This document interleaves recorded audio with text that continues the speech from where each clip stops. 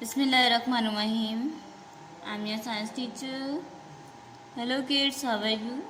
I think you are good.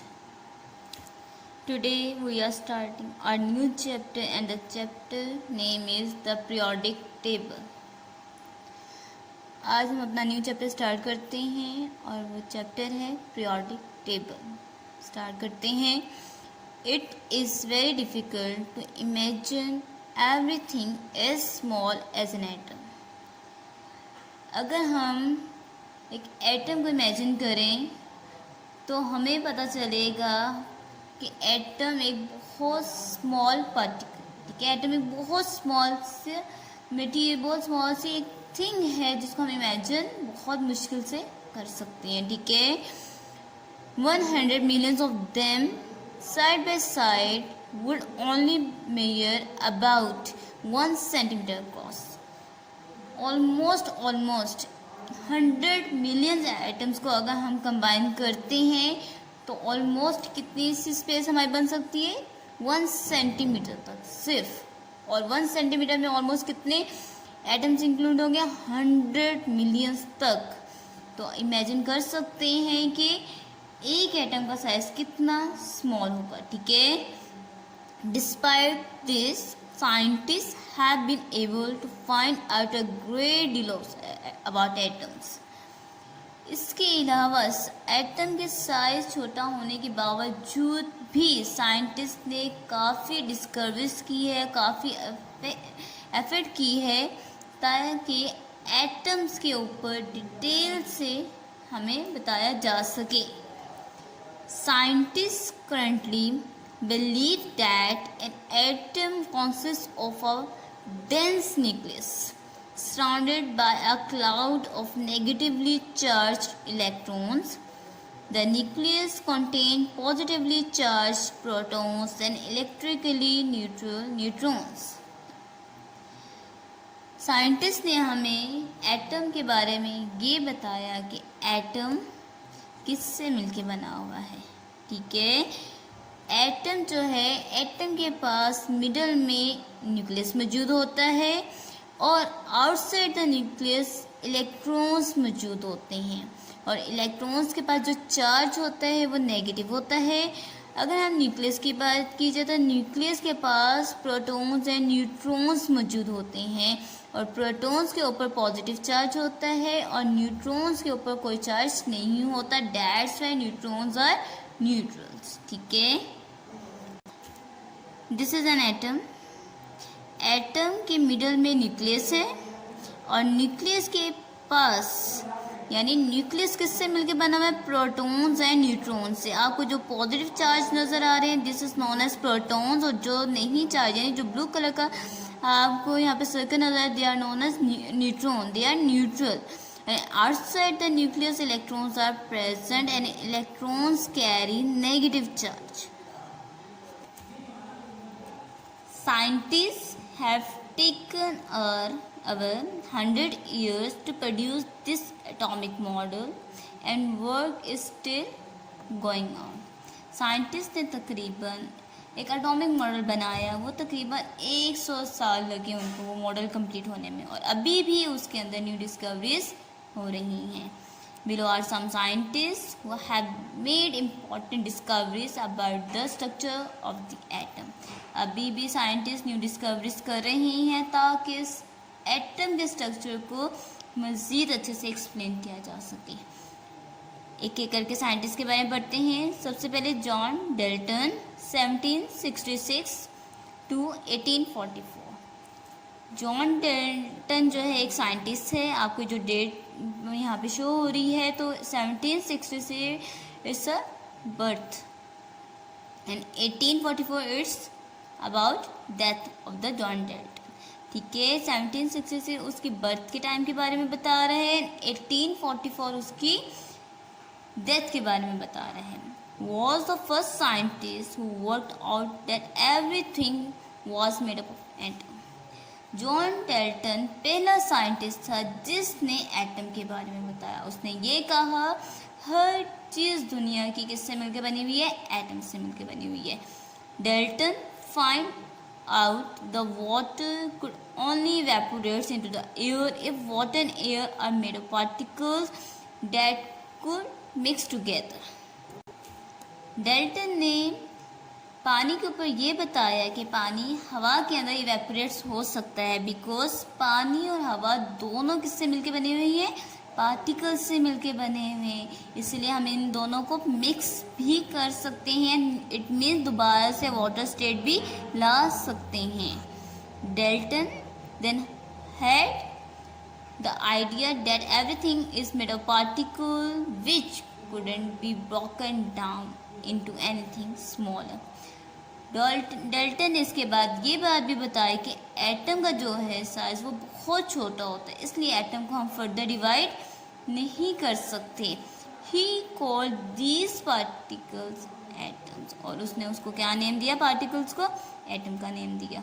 Dalton also thought different atoms had different weights and did experiment to prove it. इसके अलावा Dalton ने different atoms के बारे में पढ़ा, उनके वेट्स के बारे में पढ़ा एंड देन उसके ऊपर एक्सपेरिमेंट्स भी किए. लाइक हाइड्रोजन के एटम के ऊपर पढ़ा, उसका अलग से वेट हुआ. ऑक्सीजन के एटम पे पढ़ा, उसने उसका अलग से वेट फाइंड आउट किया और उसके ऊपर उसने एक्सपेरिमेंट भी किए. जॉन डेल्टन क्या था, एक साइंटिस्ट था. इसने एटम के ऊपर हमें बताया और उसने बताया एटम को हम फर्दर डिवाइड नहीं कर सकते. इसके अलावा उसने डिफरेंट एटम्स के बारे में भी बताया, उनके वेट्स के बारे में बताया और उसने उनके ऊपर एक्सपेरिमेंट भी परफॉर्म किया. Now second scientist is Joseph John J. Joseph John का फुल नेम क्या है, जे थॉम्पसन. 1856 to 1940 यानी it's date of birth is 1856 and his date of death is 1940. Had the idea that there were particles even smaller than the atoms. उसने हमें बताया atom के जो particles है वो एटम से क्या हैं, छोटे हैं. Using a cathode rays tube, Thompson discovered the existence of some atomic particles called the electrons. Joseph ने कैथोड रेज को इस्तेमाल किया और उससे हमें उसने किसके बारे में बताया, इलेक्ट्रॉन्स के बारे में बताया. Subatomic particles also known as electrons. In Thomson atomic model, most of the space in an atom is made up of positively charged materials with lots of tiny negative charge electrons scattered through it.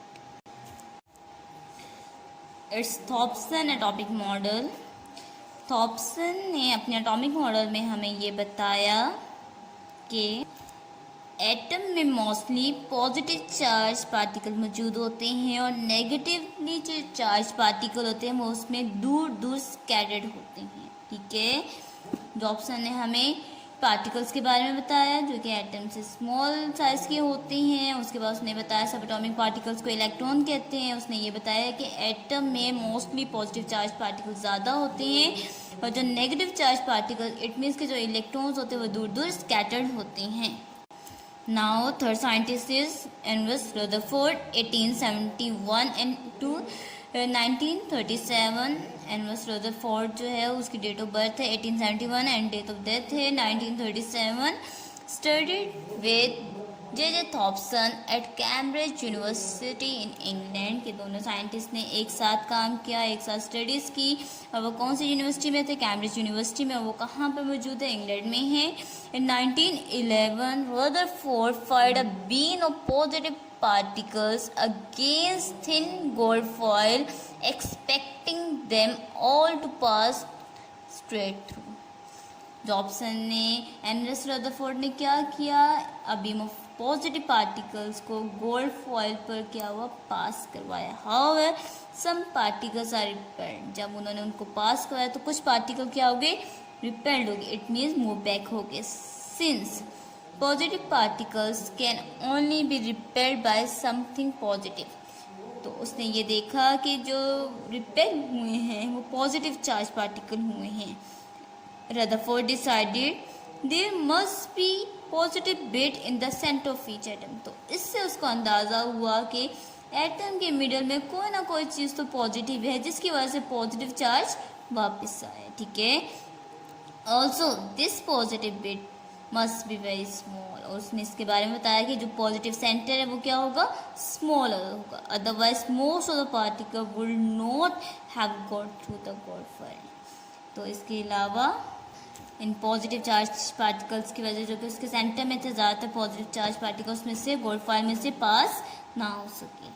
Rutherford atomic model therefore had a tiny positive charge nucleus with electrons whizzing about in the space around it. This is Rutherford experiment. Rutherford ने एक gold atomic model लिया, ठीक है, एक gold foil लिया, उसके बाद उसने उसमें से क्या पास की, बीम ऑफ पॉजिटिव पार्टिकल्स, यानी पॉजिटिव चार्ज पार्टिकल्स को इसमें से पास करवाया। जब उसने देखा कि उसके अपर एंड लोअर पोर्शन में से जो पॉजिटिव चार्ज पार्टिकल्स है वो पास आउट हो गई हैं, बट उसने ये भी फील किया कि जो उसका मिडल था, मिडल में से कुछ जो पार्टिकल है वो टकरा के वापस आ गए हैं, ठीक है,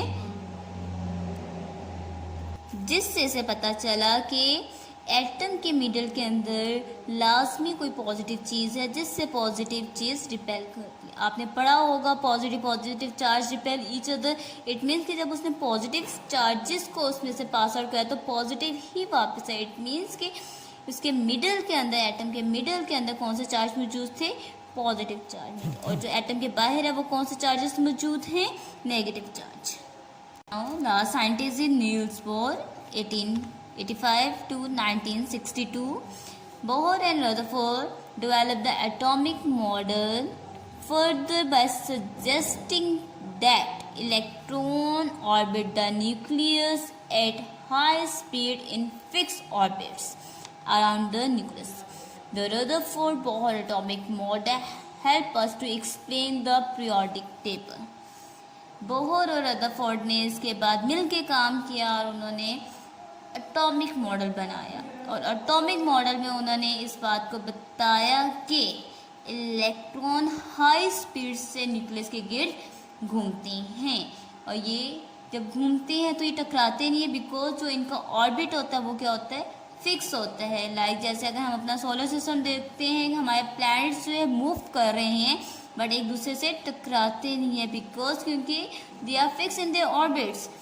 इसी तरह बोहर और रदरफोर्ड ने हमें बताया कि जो न्यूक्लियस के बाहर इलेक्ट्रॉन्स मौजूद होते हैं वो एक स्पेसिफिक स्पीड के साथ स्पेसिफिक ऑर्बिट में मूव करते हैं, ठीक है।